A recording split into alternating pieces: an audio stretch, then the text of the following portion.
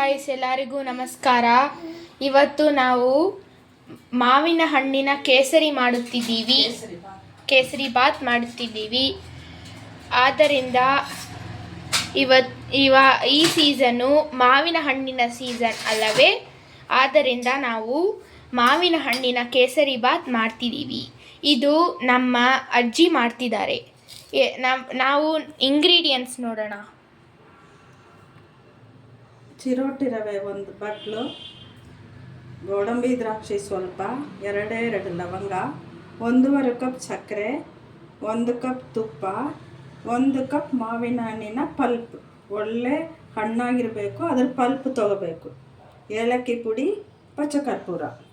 ಈಗ stove on ಮಾಡಿಕೊಂಡು ಸ್ವಲ್ಪ ತುಪ್ಪ ಹಾಕ್ಕೊಳ್ಳೋಣ. 1-2 ಚಮಚ ತುಪ್ಪ ಹಾಕ್ಕೊಳ್ಳೋಣ. ಅದು ಮೆಲ್ಟ್ ಆದ ಮೇಲೆ ಗೋಡಂಬಿ ದ್ರಾಕ್ಷಿ ಹಾಕ್ಕೊಳ್ಳೋಣ. ಕಂದು ಬಣ್ಣ ಬರೋ ತನಕ ಅದನ್ನು ಹುರಿಯೋಣ.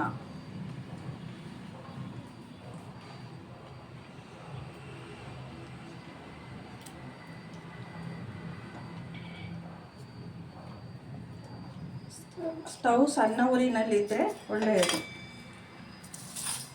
ದಪ್ಪ ಉರಿ ಮಾಡಿಕೊಂಡ್ರೆ ಬೇಗ ಸೀದೋಗುತ್ತೆ, ಒಂದೇ ಸಮ ಬರೋದಿಲ್ಲ. ಯಾವುದೇ ಪದಾರ್ಥ ಸಣ್ಣ ಉರಿನಲ್ಲಿ ಮಾಡಿದ್ರೆ ರುಚಿ ಹೆಚ್ಚು.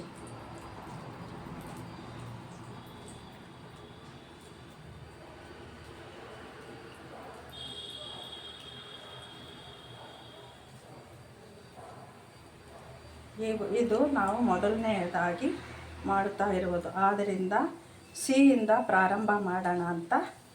ಮಾವಿನ ಹಣ್ಣಿನ ಸೀಸನ್ ಇರೋದ್ರಿಂದ ಮಾವಿನ ಹಣ್ಣಿನ ಕೇಸರಿ ಬಾತ್ ಮಾಡ್ತಾ ಇದ್ದೀವಿ. ನೀವು ಟ್ರೈ ಮಾಡಿ, ರುಚಿ ನೋಡಿ ನಮಗೆ ನಮ್ಮ ಚಾನಲ್ಗೆ ಕಮೆಂಟ್ ಮಾಡಿ ನಿಮ್ಮ ರಿವ್ಯೂನ ಹೇಳಿ. ಸಬ್ಸ್ಕ್ರೈಬ್ ಮಾಡಿ ಮತ್ತು ಲೈಕ್ ಮತ್ತು ಸಬ್ಸ್ಕ್ರೈಬ್ ಮತ್ತು ಬೆಲ್ಲೈಕ್ ಬಟನ್ ಕ್ಲಿಕ್ ಮಾಡೋಕ್ಕೆ ಮರ್ತು ಹೋಗಬೇಡಿ. ಈಗ ಇದನ್ನು ತೆಗೆದಿಟ್ಕೊಳ್ಳೋಣ ಒಂದು ಬಟ್ಲಿಗೆ.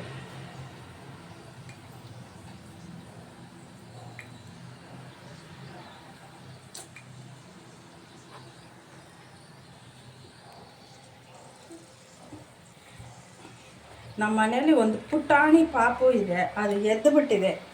ಆದ್ದರಿಂದ ಅದನ್ನು ಇಟ್ಕೊಂಡೇ ಮಾಡಬೇಕು. ಅದು ಚೇಷ್ಟೆ, ಕೆಳಗಡೆ ಕೂರಲ್ಲ. ಇವಾಗ ಇನ್ನೂ ಸ್ವಲ್ಪ ತುಪ್ಪ ಹಾಕ್ಕೊಂಡು 2 ಚಮಚ ತುಪ್ಪ, 3 ಚಮಚ ತುಪ್ಪ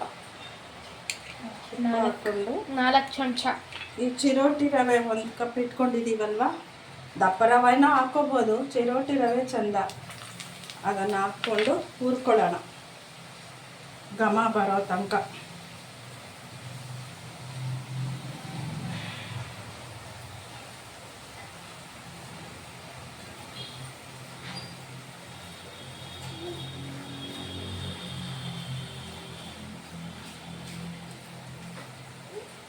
ತುಪ್ಪ ಜಾಸ್ತಿ ಆಯಿತು, ಪುನಃ ಏನೋ ತುಪ್ಪ ಹಾಕಬೇಕಾಗಿಲ್ಲ, 3/4 ಕಪ್ ಸಾಕು.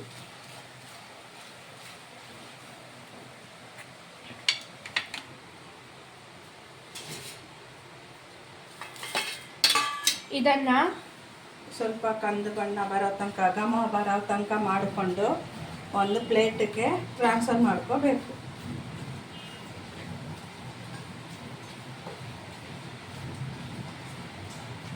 ನೋಡಿ, ನಮ್ಮ ಊರಲ್ಲಿ ಈಗ ಮಳೆ ಬರ್ತಿದೆ, ಜೋರು ಮಳೆ ಬರ್ತಿದೆ, ಭಾರಿ ಸೆಕೆ. ಈ ಸೀಸನ್ಗೆ, ಈ ಮಳೆಗೆ ನಾವು ಬಿಸಿ ಬಿಸಿಯಾದ ಒಂದು ಕೇಸರಿ ತಿಂದರೆ ಹೆಂಗಿರುತ್ತೆ? ಕೇಸರಿ ಬಾತ್ ತಿಂದಿದ್ರೆ ಹೆಂಗಿರುತ್ತೆ? ಆದ್ದರಿಂದ ನಾವು ಈ ವ್ಲಾಗ್ ಮಾಡ್ತಿರೋದು. ಒಂದು ಪ್ಲೇಟಿಗೆ ಟ್ರಾನ್ಸ್ಫರ್ ಮಾಡಾಯಿತು. ಯಾವ ಥರ ಬಂದಿದೆ ಅಂತ ನೋಡ್ಕೊಳ್ಳಿ, ಯಾವ ಪದಾಗೆ ಬಂದಿದೆ ಅಂತ. ತುಪ್ಪ ಕಡಿಮೆ ಹಾಕ್ಕೊಳ್ಳಿ, ತಿರ್ಗಾ ಪುನಃ ಏನು ಹಾಕಬೇಕಾಗಿಲ್ಲ, ಗಂಟು ಬರೋದಿಲ್ಲ. ಈ ಥರ ಇದ್ದರೆ ತುಂಬ ಕಂದು ಬಣ್ಣ ಬಂದುಬಿಟ್ರೆ ತುಂಬ ಒಂಥರ ಚೆನ್ನಾಗಿರೋದಿಲ್ಲ. ಘಮ ಬರಬೇಕು ಅಷ್ಟೇ. ಇವಾಗ ನೀರು ಹಾಕ್ಕೊಳ್ಳೋಣ.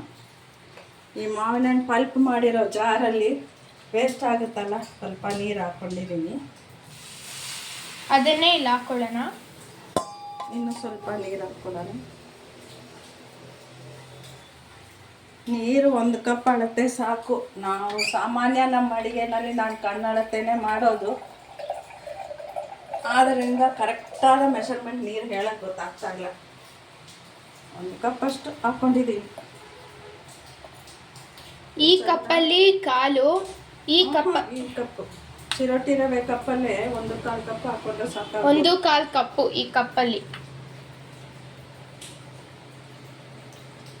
ಇವಾಗ ಏಲಕ್ಕಿ ಪುಡಿ ಹಾಕ್ಕೊಳ್ಳೋಣ.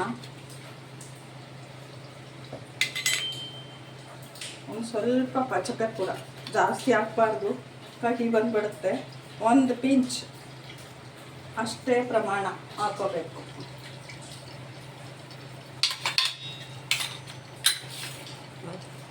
ಚೆನ್ನಾಗಿ ಕುದಿ ಬಂದ ಮೇಲೆ ರವೆ ಹಾಕೋಬೇಕು.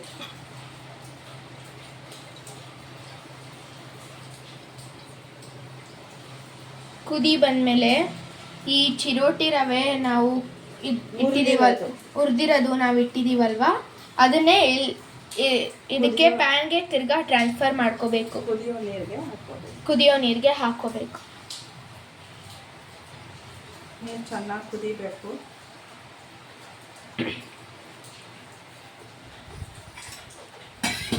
ನೋಡಿ ಹೆಂಗ್ ಕುದಿ ಬರ್ತಿದೆ ಅಂತ.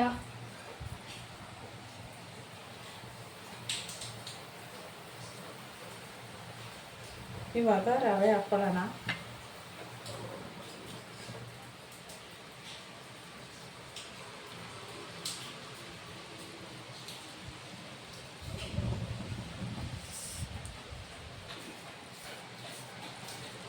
ನೋಡಿ ಕುದಿ ಬಂದಮೇಲೆ ಹಾಕೊಂಡ್ಬಿಡ್ಬೇಕು ಈ ಚಿರೋಟಿ ರವೆ. ತುಪ್ಪ ಜೊತೆ ಹುರಿದಿದ್ದ ಜಾಸ್ತಿ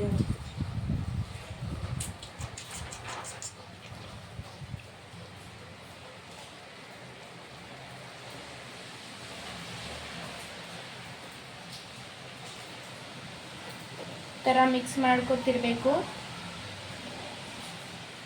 ಅದರಿಂದ ಮೇಲೆ ಎಲ್ಲ ಸರಿ ಹೋಗುತ್ತೆ.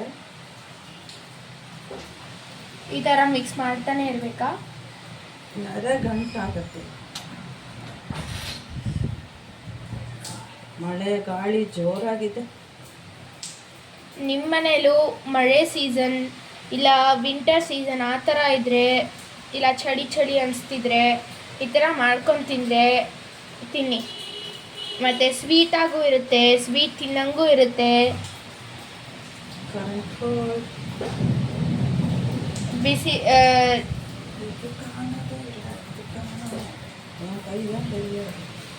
ನೋಡಿ ಯಾವ ಥರ ಬಂದಿದೆ ಅಂತ ನೋಡ್ತಿದ್ದೀರಾ? ಇವಾಗ ಮ್ಯಾಂಗೋ ಪಲ್ಪ್ ಹಾಕೋಬೇಕು.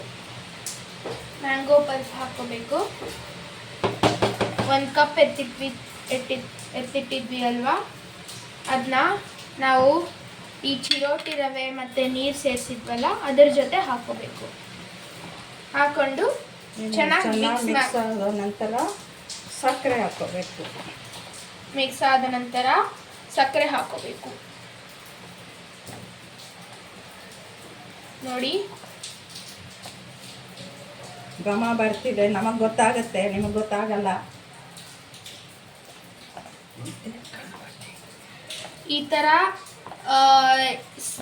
ಈ ಥರ ಬಂದಮೇಲೆ ನಾವು ಸಕ್ಕರೆ ಹಾಕ್ಕೊಳ್ಳೋಣ. ಇನ್ನೂ ಸ್ವಲ್ಪ ಆದರೂ ಮಿಕ್ಸ್ ಮಾಡ್ಕೋಬೋದು, ಆದರೆ ಇದು ಸಾಕು ಅನಿಸ್ತಿದೆ. ಕೈಯಲ್ಲಿ ಮುಟ್ಟಿದ್ರೆ ಅಂಟಲ್ಲ. ನೋಡಿ ಕೈಯಲ್ಲಿ ಮುಟ್ಟಿದ್ರೆ ಅಂಟಲ್ಲ. ಆ ಥರ ಇದಕ್ಕೆ ಪದ ಬಂದಮೇಲೆ ನೀವು ಸಕ್ಕರೆ ಹಾಕೋಬೋದು.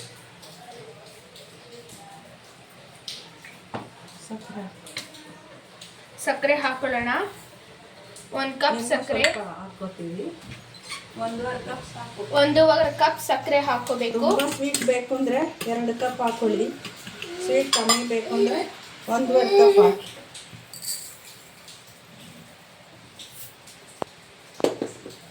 ಇವಾಗ ಈ ಸಕ್ಕರೆನ ಹಾಕೊಳ್ಳೋಣ. ಇವಾಗ ಮಿಕ್ಸ್ ಮಾಡೋಣ. ಚೆನ್ನಾಗಿ ಮಿಕ್ಸ್ ಆಗಬೇಕು ನೋಡಿ. ಕಾಣಿಸ್ತಿದ್ಯಾ? ಸಕ್ಕರೆ ಎಲ್ಲ ಕರಗಬೇಕು ಚೆನ್ನಾಗಿ. ಸಕ್ಕರೆ ಎಲ್ಲ ಚೆನ್ನಾಗಿ ಕರಗ್ರವರೆಗೂ ಕರಗೋ ತನಕ ಚೆನ್ನಾಗಿ ಮಿಕ್ಸ್ ಮಾಡ್ತಿರ್ಬೇಕು. ಈ ಥರ ಚೆನ್ನಾಗಿ ಮಿಕ್ಸ್ ಮಾಡ್ತಿರ್ಬೇಕು. ನೋಡಿ ಯಾವ ಥರ ಬಂದಿದೆ ಅಂತ.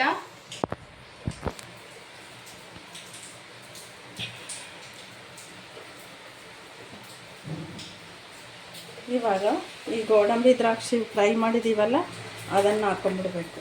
ಈ ಗೋಡಂಬಿ ದ್ರಾಕ್ಷಿ ಹುರಿದಿದ್ವಲ್ಲ ತುಪ್ಪ ಜೊತೆ, ಅದನ್ನು ಇವಾಗ ಹಾಕೊಂಡ್ಬಿಡ್ಬೇಕು. ಇವಾಗ ಚೆನ್ನಾಗಿ ಮಿಕ್ಸ್ ಮಾಡಬೇಕು. ಆಲ್ಮೋಸ್ಟ್ ರೆಡಿ ಆಯಿತು. ಇನ್ನೊಂದು 2 ನಿಮಿಷ ಇನ್ನೊಂದು ಸ್ವಲ್ಪ ಕುದಿಯೋವರೆಗೂ ನಾವು ವೆಯ್ಟ್ ಮಾಡ್ತಿರ್ಬೇಕು. ಸಕ್ಕರೆ ಕರಗಬೇಕು. ಸಾರಿ ಗಾಯ್ಸ್, ಸಕ್ಕರೆ ಕರಗಬೇಕು.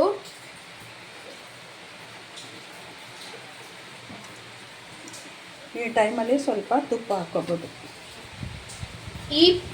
ಈ ಪದ ಬಂದಮೇಲೆ ನಾವು ಈ ಲೆಫ್ಟ್ ಓವರ್ ತುಪ್ಪ ಇದೆಯಲ್ವಾ ಅದನ್ನು ಫುಲ್ಲಾಗಿ ಹಾಕೊಂಡ್ಬಿಡ್ಬೋದು. ಹಾಕೊಂಡ್ಬಿಟ್ಟು ಚೆನ್ನಾಗಿ ಮಿಕ್ಸ್ ಮಾಡಬೇಕು. ನೋಡಿ ಗಾಯ್ಸ್, ಇವಾಗ ತುಪ್ಪ ಹಾಕ್ಕೊಂಡಿದ್ದೀವಿ, ಚೆನ್ನಾಗಿ ಮಿಕ್ಸ್ ಮಾಡಿದ್ದೀವಿ. ಆರಿದ್ರೆ ಗಟ್ಟಿ ಬರುತ್ತೆ. ಇವಾಗ ಸ್ವಲ್ಪ ತೆಳ್ಳಗಿದೆ, ಆರಿದ್ರೆ ಚೆನ್ನಾಗಿ ಗಟ್ಟಿ ಬಂದ್ಬಿಡುತ್ತೆ. ಇವಾಗ ಸ್ವಲ್ಪ ತೆಳ್ಳಗಿದೆ, ಆರಿದ್ಮೇಲೆ ಚೆನ್ನಾಗಿ ಗಟ್ಟಿ ಬಂದ್ಬಿಡುತ್ತೆ.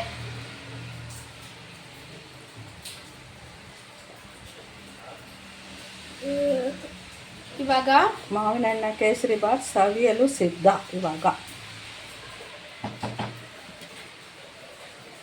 ಇವಾಗ ಫುಲ್ಲಾಗಿ ರೆಡಿ ಆಗಿಬಿಡ್ತು ನೋಡಿ ಗಾಯ್ಸ್. ಮಾವಿನ ಹಣ್ಣಿನ ಕೇಸರಿ ಆಯಿತು, ಕೇಸರಿ ಬಾತ್ ಆಯಿತು. ಈಗ ಫಸ್ಟ್ ಮಾಡ್ತಾ ಇದ್ದೀವಲ್ವ, ಅದರಿಂದ ದೇವರಿಗೆ ಸ್ವಲ್ಪ ಎತ್ತಿಡೋಣ. ಇವಾಗ ಸ್ವಲ್ಪ ನಾವು ಈ ಬೌಲ್ಗೆ ಹಾಕ್ಕೊಂಡು ದೇವರಿಗೆ ಇಡ್ತಿದ್ದೀವಿ. ಯಾಕಂದರೆ ಫಸ್ಟ್ ನಾವು ಈ ಮಾವಿನ ಹಣ್ಣಿನ ಕೇಸರಿ ಮಾಡ್ತಿದ್ದೀವಿ. ಈ ವ್ಲಾಗ್ ಕುಕ್ಕಿಂಗ್ ವ್ಲಾಗ್ನ ಫಸ್ಟ್ ಮಾಡ್ತಿದ್ದೀವಿ ನಾವು. ಇದಕ್ಕೆ ಮುಂಚೆ ಬೇರೆ ವ್ಲಾಗೆಲ್ಲ ಮಾಡಿದ್ದೀವಿ, ಯಾರು ನೋಡಿಲ್ವೋ ಅದಲ್ಲ, ಪ್ಲೀಸ್ ನೋಡಿ, ಲೈಕ್, ಶೇರ್, ಸಬ್ಸ್ಕ್ರೈಬ್ ಮಾಡಿ, ಬೆಲ್ ಐಕಾನ್ನ ಕ್ಲಿಕ್ ಮಾಡಿ. ರೆಡಿ ಗಾಯ್ಸ್, ಇವಾಗ ನಾವು ಆಫ್ ಮಾಡ್ಕೊಂಡ್ಬಿಡೋಣ.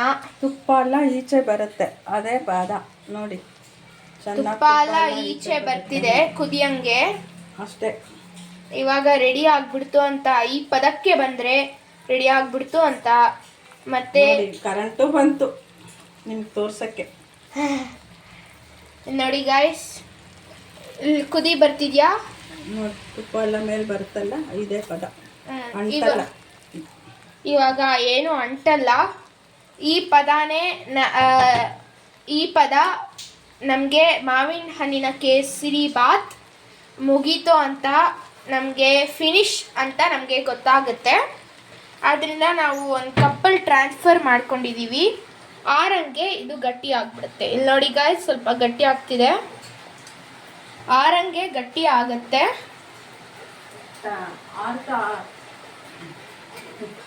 ಆರ್ತಾ ಇದ್ದಂಗೆ ಗಟ್ಟಿ ಆಗುತ್ತೆ. ಇವಾಗ ನಾನು ಇದನ್ನು ಟೇಸ್ಟ್ ಮಾಡಿ ಏನು ರಿವ್ಯೂ ಅಂತ ಹೇಳ್ತೀನಿ ಗಾಯ್ಸ್.